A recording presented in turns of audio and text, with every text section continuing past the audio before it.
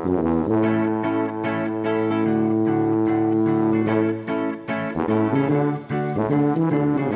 and welcome to the Friday Download. I'm Jordan Small, Executive Director here at the NZ US Council. This is episode 16, Friday the 3rd of April, 1 week into our 4-week lockdown here in New Zealand. It's still a weird time, some lockdown compliance issues, but largely I feel people are following the rules. Daily confirmed cases continue to rise. At the time of recording, we're at just over 700 confirmed cases and 1 death. And I'd say that the last few days have been a time of confirmation and clarification of the rules, particularly as they relate to the lockdown, and people have had the chance to catch up with some fairly quick decision making.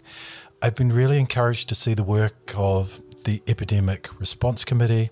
That's a special parliamentary select committee meeting via public Zoom sessions and made up of members of parliament from across the House. While New Zealand's parliament is not able to sit at these extraordinary times where the government or the executive have been given extensive emergency powers, it is especially important that we maintain the ability to test the decision making of government. And I think we're seeing that with the Epidemic Response Committee, who are on the whole contributing constructively, seeking further information and clarifications, testing the legal basis for actions being taken, providing suggestions for improvement, which have generally been welcomed by witnesses before the committee, and airing the concerns and often confusion of the electorate. I think we can be proud of the MPs involved, the process, and our system based on democratic values, open government, and the ability to test government decision making. We're much stronger for this. So I mentioned in our last episode my intention to continue to use this platform to highlight, even during these tough times, examples of Kiwi innovation, risk-taking, audacity, and smarts. This is something that we've been doing with an interview series since the start of this year. We've already heard from Sean Edlin of Dotterel Technologies, the drone acoustic company. I think that was back in episode 10 or 11. And Anna Komanik of Whisk, a company developing and trialling a fully electric pilotless air taxi here in New Zealand. That was a couple of episodes back. In today's episode, I'm including a discussion with Erica Crawford of LoveBlock. I recorded this late last year, and oddly now seems actually a pretty good time to put it out. I know the wine industry is hurting, just like many other sectors, and it will continue to hurt for a while yet. The US market is tough right now, particularly for smaller wine producers who've lost the restaurant trade with nationwide lockdowns. But for me, the key takeaway from that conversation with Erica, and what is still relevant right now, and even more so going forward, is the story about innovation, risk-taking, and the audacity to do something different, to take a different approach, with Kim Crawford Wines to set up a virtual operation with no vineyards or wineries, something really unheard of at the time. So like I say, it will be these qualities that will be vitally important for New Zealand, for the New Zealand wine sector and other sectors in the recovery from COVID and the ongoing economic impacts. That is that we continue to innovate, rethink business models, and find new ways of operating, take risk, create new marketing channels, and be ready for when restrictions are lifted globally.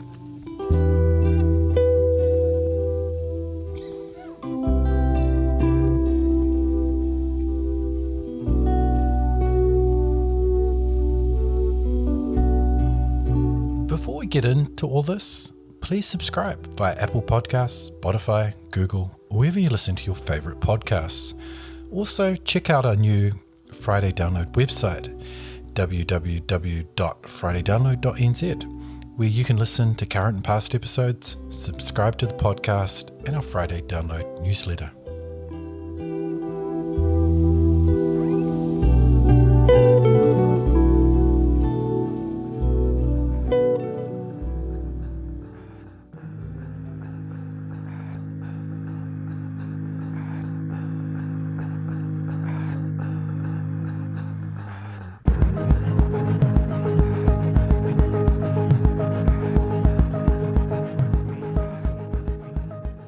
I'm speaking with Erica Crawford of LoveBlock. Erica, together with husband Kim, are two of New Zealand's veteran vintners.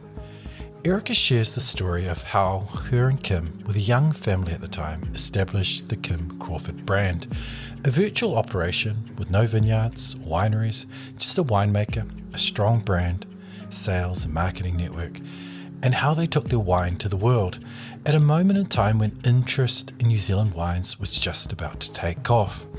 During the discussion, we also look at Erica and LoveBlock's path to organics, which hasn't been an easy one. It's instead been a practical process of reduction and continuous improvement in operations, but always guided by the desire to be good stewards and guardians of the land.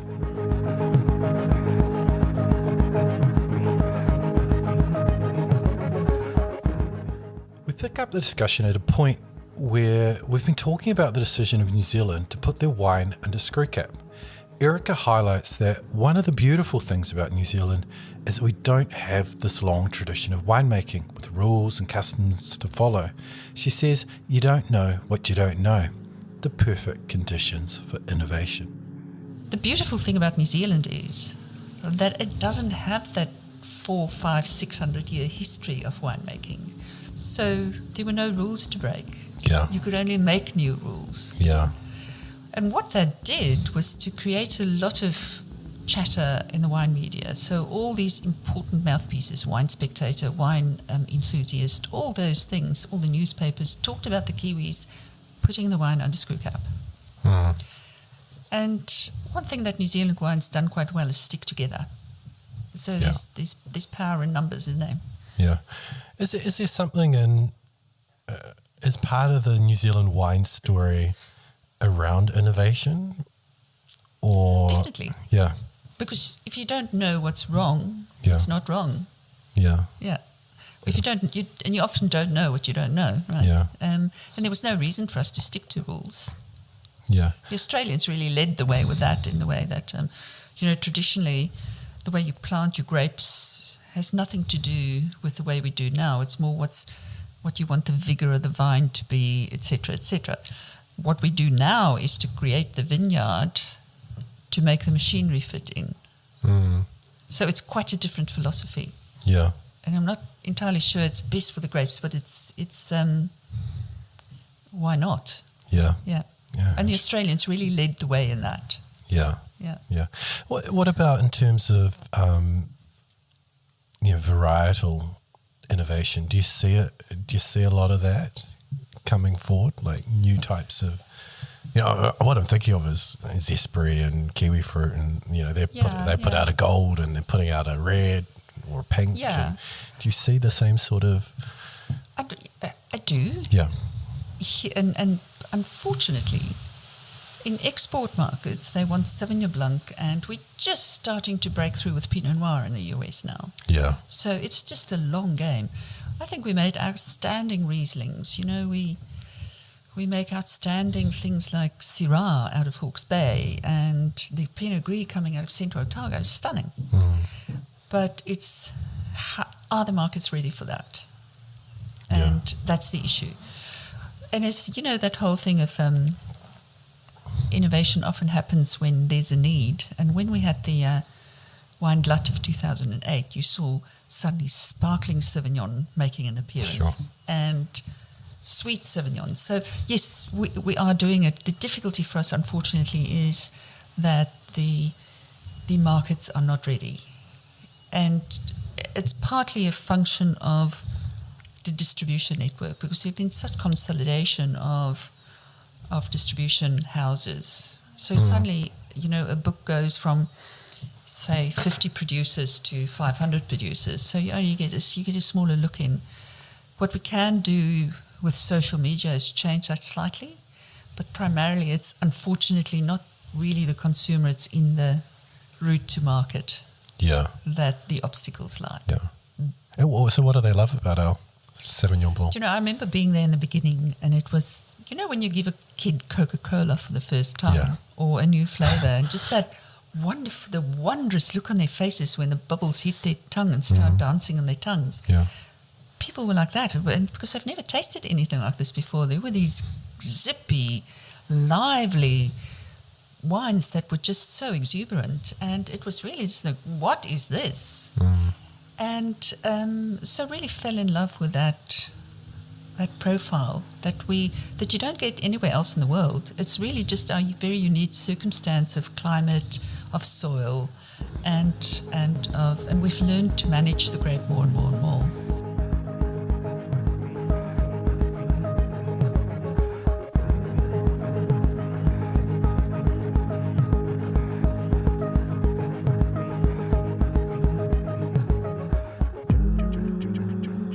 Erica talks about the importance of the Lord of the Rings movies in raising the profile of New Zealand among Middle America. New Zealand's strong country brand built of the clean green image, the ongoing challenge of living up to this, and her commitment to the stewardship and guardianship of the land, and the slow, winding but inevitable path towards organics and sustainability for LoveBlock, and in her view for the entire New Zealand wine industry. We also touch on what a free trade agreement between New Zealand and the United States would offer. But the biggest thing that happened for New Zealand wine, and I don't know how many people agree with me, but I was there, I saw it, was Lord of the Rings. Yeah. And suddenly New Zealand happened in the awareness of Middle America. And they fell in love with New Zealand. And because I had good distribution then, Kim Crawford was on its way. Yeah. Yeah. Oh, that's great. Yes. Yeah. But the importance of Lord of the Rings is absolutely, I don't think people understand, not only for wine, for all sorts of things, tourism particularly. Oh, yeah, massive for tourism. Yeah. And just the country brand. The brand, Yeah. New Zealand is very much loved amongst my consumers, my trade, and the wine media. Yeah. So when you are when you've developed a brand, say for Kim Crawford and now for LoveBlock, what would you do to tap into that, New Zealand country brand? The understanding of it. I think something that New Zealand has that no other New World or Old World wine region has is really that image of clean, green and natural. Our biggest thing is that we can't mess it up. But of course everything is relative. What is, occasionally you get something in New York Times about New Zealand, the streams are not that clean. But it's relative. If you go and compare that to other places, we're a country mile ahead of other people, especially in the wine sector, where in the vineyards you have sustainable program that you have to adhere to and be accredited for, and we were the first country in the world to do that. It's now been running for about 20 years, and it's now moving into its third phase. And what we're seeing happening is that, especially the smaller companies, but also larger companies now moving towards organics, so cutting out more and more chemicals. Because, Jordan, I believe very firmly New Zealand's very precious. It's an agrarian economy, essentially. We need the land to be healthy. And people are starting to pay more attention to what is the effect of continuous and the cumulative effect of continuous application of herbicides or pesticides, because it just really destroys the soil and you can't replace it. Yeah.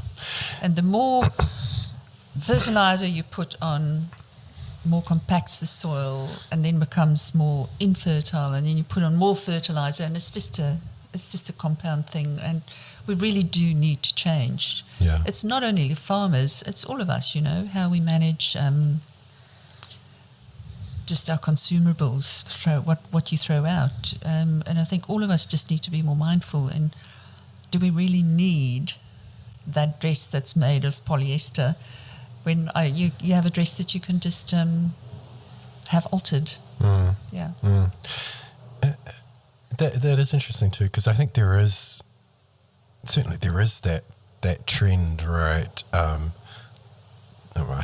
think of it as the flight to quality. Yeah.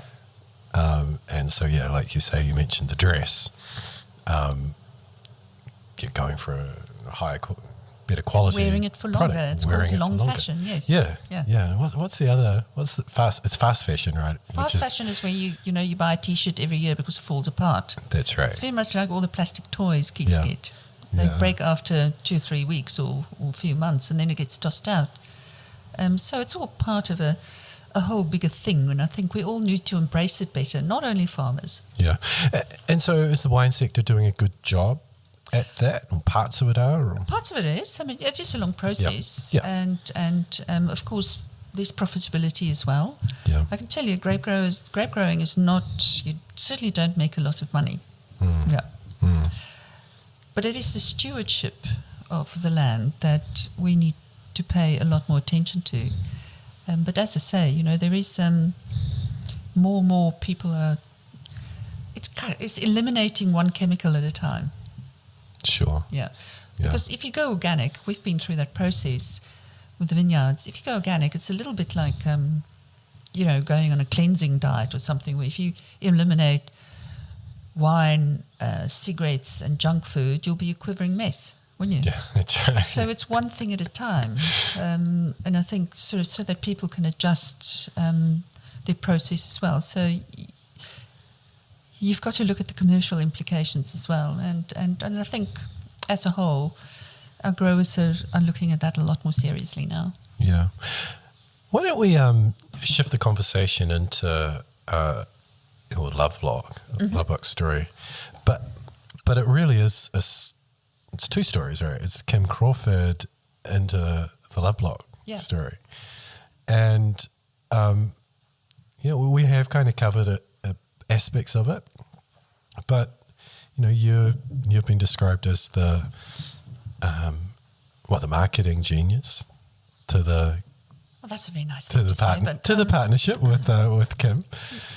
And I mean, at the time when we did this, it's that beautiful thing when you're young and you're brave, and when you don't know what you don't know, you just do them because it's there. Yeah.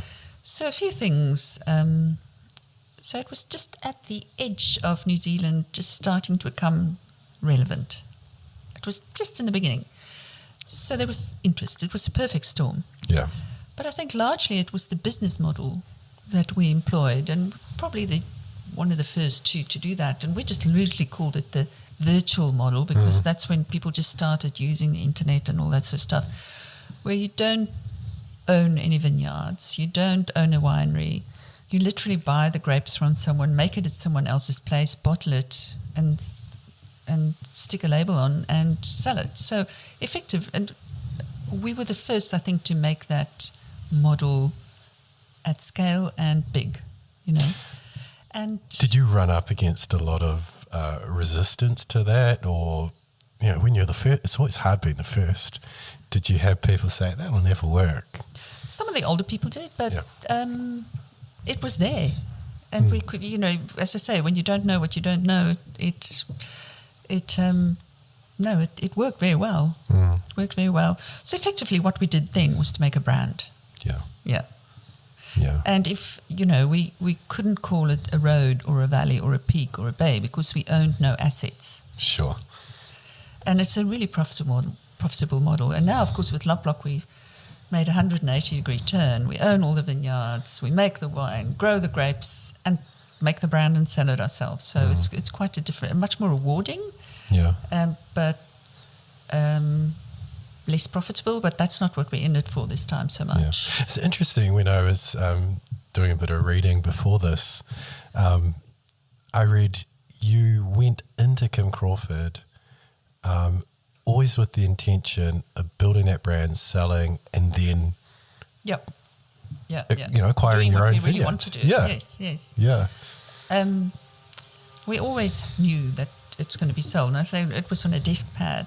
The business plan was on a desk pad. So we always knew there was an exit plan. Yeah. But, life takes its own twists and turns, and it doesn't always work out as you plan it or as you expect it to. And you hit the skids, and so it's really at the time grown into New Zealand's maverick brand because, not by design, just because circumstance pushed us in that direction. When you put the name of a person on a label, it's all very well, and their egos burst when things go well, but when things don't go so well, it takes a toll on the bearer, but it also puts tremendous responsibility on the bearer to behave. Sure. And that doesn't always happen, does it? No, Yes. no, that's right. Yeah. Because you're out front. That's your name, right? Yeah, I think the second thing about that brand that's extraordinary, and universities have written chapters about this in the book, and I get my son's friends coming home and say, "Oh, we studied you today at Auckland University or in America somewhere." The second thing that really broke the ground for the wine industry was the sale of the brand, because we already at that time owned some probably about 70 hectares of vineyard land, which we developed because the industry was growing so rapidly, it was getting harder to secure supply. But the sale entailed only the name of the brand, not any of the assets. So it was quite an extraordinary sale at the time. And some people couldn't understand what we sold, whereas other people who got it thought it was brilliant. Yeah. To us, it was just there, and why not, Yeah. Oh, that's interesting. Yeah. But obviously quite a change right now to be, running your own your vineyards, and it's capital intensive. Really capital intensive. Talk to me about that. It could that. be a black hole. That happened too. But so obviously we had a non-compete period. Yeah. And, during that time, we knew we were going to go again with something new, and we knew that it was going to be very different. And my journey to organics started in probably my early 30s when, life was stressful with 2 babies and starting new business and life happening and circumstance, and my father dying in South Africa. So that moment when you lose concentration, you smack into the back of the garage wall. I smacked into a lamppost, and obviously was given a medical with no real injuries, but they did tell me that I presented like a 55-year-old corporate businessman, and of course I was neither. And so I started cleaning up my life.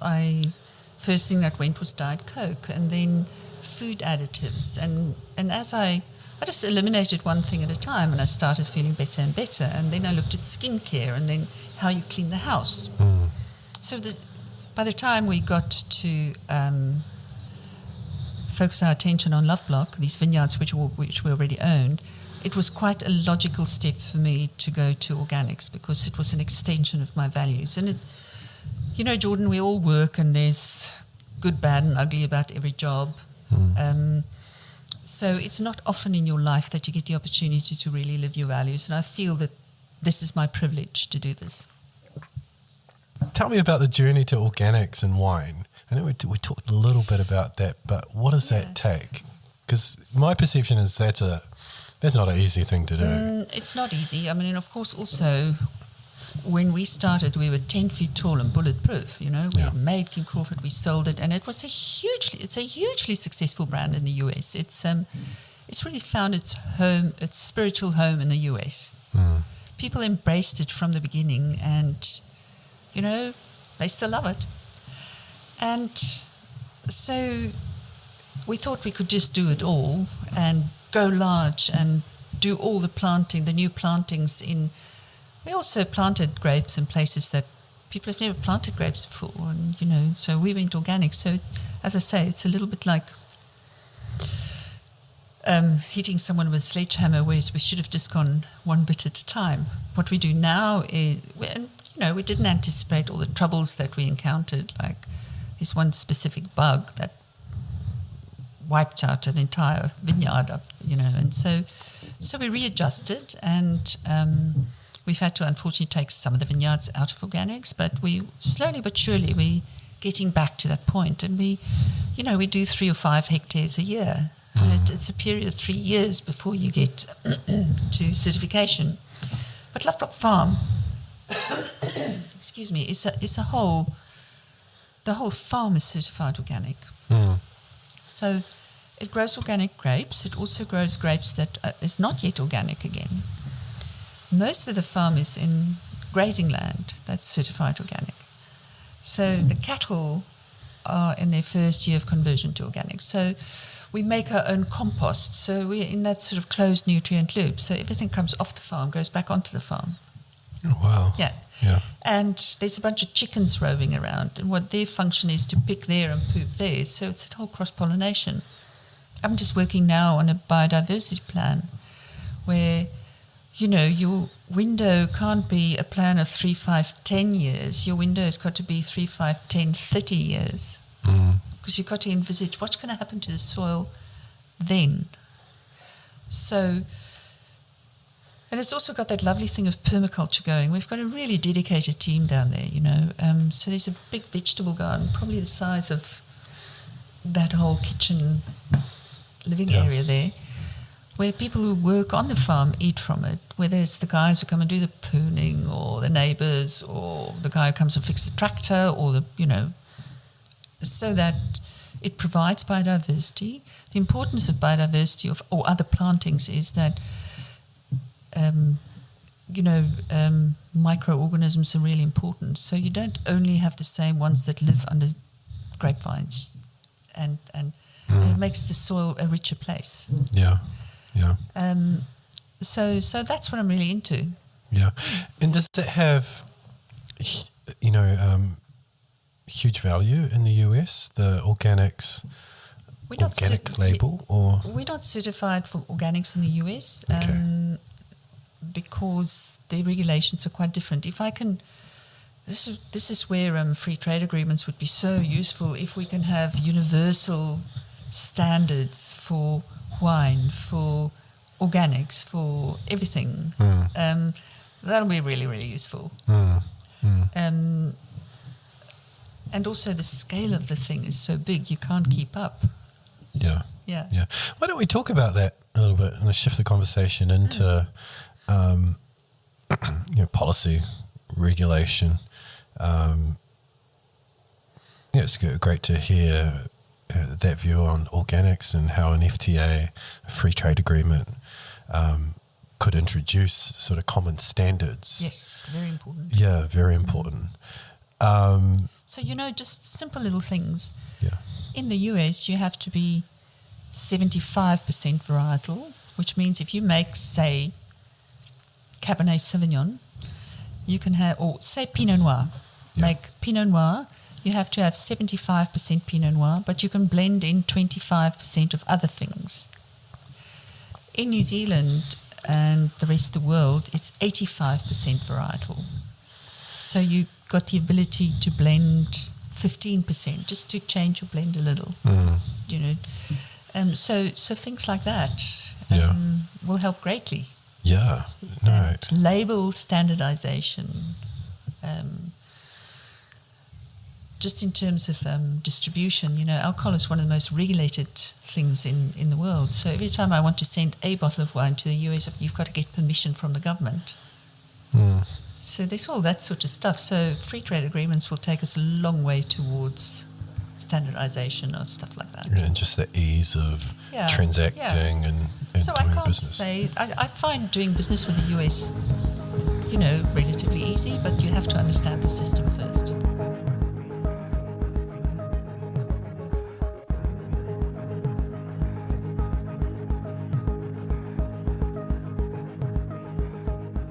At this point in the discussion, we talk about Erica's decision to do a degree in viticulture, her enjoyment in being involved in the whole process, LoveBlock's latest innovation using green tea in the winemaking process, and the importance of the backstory for consumers. And if you look at the two brands that I've made, like Kim Crawford was, a brand with tremendous energy and really we innovated quite a lot.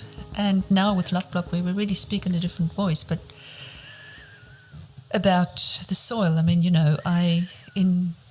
as part of this whole thing, I went and retrained as a viticulturist. Ah. Yeah, I've got one paper left. It's really hard doing it. Full-time work. Yeah. But and so this is a lot more enjoyable, I must say.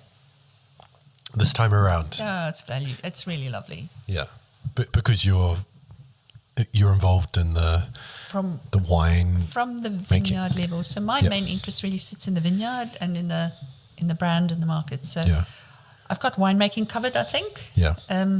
But we're looking at doing we're still innovating. For instance, we just put out a wine now. Yeah, put it into shop. Okay. We'll just put this wine out now. Yeah. Where we use green tea powder as an oxidant instead of sulfur as preservative. Yeah. And so this has never been done from woe to go. I know that the South Africans have been working on rooibos tea, but no one's used green tea from woe to go. So for us, it's just that whole new thing of the whole thing of cutting out another unnecessary parameter in wine. Because you're gonna have to tell me, what does that do? You put in the green tea. It basically, so the main function of sulfur as a preservative is to stop microbial infection. Yeah. And oxidation. By using green tea, we still go through the filtering process and the fining process and all those things. You basically stop it from oxidizing. And the flavors flow quite differently because it's not held in a moment in time. It's quite free. You'll taste the wine when you get it. It's got a lot more nuances of spices and things. So the flavor flow, the natural wine or this kind of wine is quite different. Yeah, and how's that been received? So we just did a small trial run. As I say, no one done it before. We had no idea what to expect, and this is our second one, and we'll be launching this in the US from the 2020 vintage. 2020. Yeah, people are really interested. Interested in natural wine. People are interested in health. So this has got no sulfur. So the health thing is quite big. People are interested in vegan. They're interested in food traceability. And it's the younger consumer. And, they're really teaching us a lot of things. Yeah. Yeah. Yeah. Organics is really, its time has come. Yeah. Hey, just out of interest, and it might be a dead-end question, but, this whole craft industries, and you see it with beer, development of craft beers, and perhaps the same in Butcher, the baker, the candlestick maker. Yeah. You must be seeing benefits to that sort of, interest from consumers for, that more crafted product. Yeah, because you've got to understand that this is not an essential to life. This is a luxury product. Yeah. You don't need wine. You do it because you want it. Yeah. And so when you have something like that, people want to know the backstory. And if the backstory is making you've got to make another 6 million of EBITDA because we're going to miss our Wall Street target. It's not as touching a story as, Ma and Pa toiling the soil and really doing it for the love of it and being hands-on. But I think, there is definitely, consumers are demanding less chemicals, consumers are demanding more honesty in brands because they can see through things. Yeah. Yeah. Yeah. Just far more transparency out there. Yeah, with all the information technology out there, you can hide nothing. Yeah. You talk about the love of it. Consumers want to see producers who are doing it for the love of it. That's interesting because that's built into the name, right? Yeah, tell us that little story. In New Zealand and Australia, we tend to refer to a vineyard as a block. Yeah. Because they literally are block shape. And when we developed this, I was just pouring a lot of money into this, and I always just asked how that LoveBlock is going, and it's stuck. And so nothing here is thought out or planned. It really is an organic thing that's come from the heart. Yeah. I just want to wrap up on a question about the future. So if you were to look out, 5 to 10 years, Where would you hope LoveBlock is, and where would you hope the New Zealand wine sector is? I think the New Zealand wine sector is in good health. However, like anything, trends come and trends go. And we're already seeing the new trend popping up in the UK. The new darling is going to be South Africa because they're doing phenomenal things, as you know, in a newly emerged sort of winemaking culture. So it's really what we do to stay relevant. I think two things are really important. Because we're so Sauvignon Blanc focused, we have to evolve the style.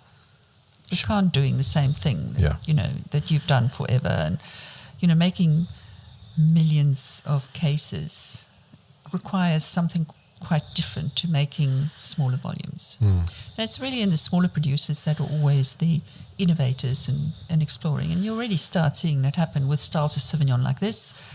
And because some consumers are telling us they don't want the big zippy green flavors, they're looking for another expression. And if you look at the aroma compounds that are available to Sauvignon, there's some beautiful flavors in there. It's how we extract it. Yeah. Yes. So untapped, unexplored. Yeah. Yeah. So there's a lot that we can do there. And we can, other things like this no sulfur added green tea, for instance. And I also think sparkling Sauvignon is for me, is something that we just haven't explored yet. Yeah. Yeah. Yeah. Pinot Noir is definitely making an emergence in the US. The Pinot Noir that's in my glass over there, in the middle of the day here, for the second year in a row is on Wine Spectator's Top 100. And Wine Spectator is probably the most influential magazine or mouthpiece for wine in the US. And there's only 2 New Zealand wines on that list this year, and I'm super chuffed that we're one, Yeah, well done. And so Pinot Noir we're making a mark of Pinot Noir. Yeah. The next thing I really would like to see happening is Pinot Gris, because these are things that we can grow well. Is there only enough space for one variety to be the champion of New Zealand wine? Absolutely love to do that. Absolutely love to do that, but it's the market that dictates. We make all these other wines hard to sell. Yeah. So it ends up being, consumed by friends and family and ourselves.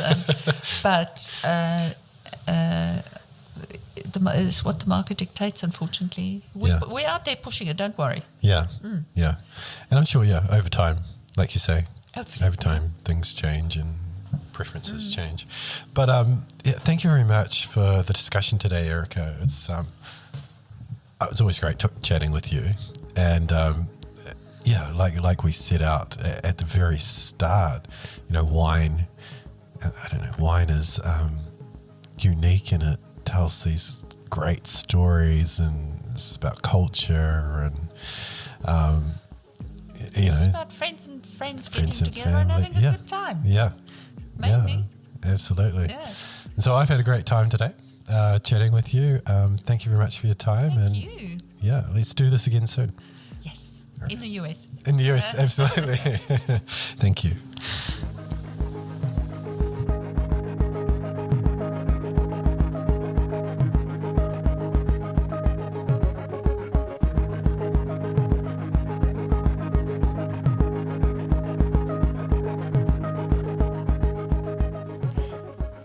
Thank you, Erica, for sharing your story. Like I said at the outset of this piece, there are valuable lessons here on innovation, risk-taking, and the audacity to try something different. And at a time when we are thinking about how to navigate our way through these strange and extraordinary times, this story and these lessons couldn't be more relevant.